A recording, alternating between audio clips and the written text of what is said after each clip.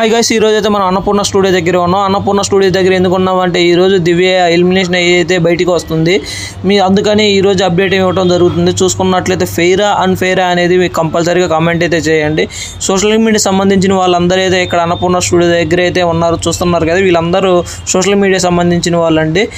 తర్వాత ఇప్పుడే మనకి నాగార్జున గారు అయితే వెళ్ళిపోవడం జరిగింది. వెళ్ళిపోయిన తర్వాత ఈ వ్యాన్ ఎందుకు వస్తుందంటే రోజు ప్రతి వారం వస్తుంది. ఎందుకంటే బిగ్ బాస్ సంబంధించిన రేషన్ మొత్తం దీంట్లోనే ఉంటుంది. ఆ రేషన్ అనేది ఇక్కడ దింపేసి ఇవి మళ్ళీ వెళ్ళిపోతుంది. అంటే మళ్ళీ వచ్చే వారం అయితే ఇదైతే వచ్చి సంబంధించిన సరుకులు మొత్తం అయితే ఇక్కడైతే ఇచ్చిపోతుంది. ఒక వారంలోనే వస్తుంది. అదేవిధంగా డిపార్ట్మెంట్ సంబంధించిన వాళ్ళు అన్నపూర్ణ స్టూడియోలోకి వర్కర్స్ వేటర్స్ ఉంటారు కదా, వాళ్ళైతే వెళ్ళిపోవటం వస్తుండటం జరుగుతుంది. చూస్తున్నారు కదా, ఇదే ఎంట్రీ గేట్. ఇది ఫస్ట్ గేట్ అంటారు అన్నపూర్ణ స్టూడియోకి. ఇక్కడనే సెక్యూరిటీ రావాలన్నా పోవాలన్నా ఇది ఫస్ట్ గేట్. నిజం చెప్పాలంటే ఈరోజైతే చాలామంది ఫ్యాన్స్, దివ్య ఫ్యాన్స్ అయితే చాలా బాధపడుతున్నారు. ఎందుకంటే ఫెయిర్ అన్ఫెయిర్ అయితే మీరైతే కామెంట్ చేయండి. నాకైతే అన్ఫెయిర్ అనిపిస్తుంది. చాలా చక్కగా ఆడింది. పెట్టిన ప్రతి గేమ్ అయితే మంచి ఎఫెక్టివ్ అయితే పెట్టి ఆడింది.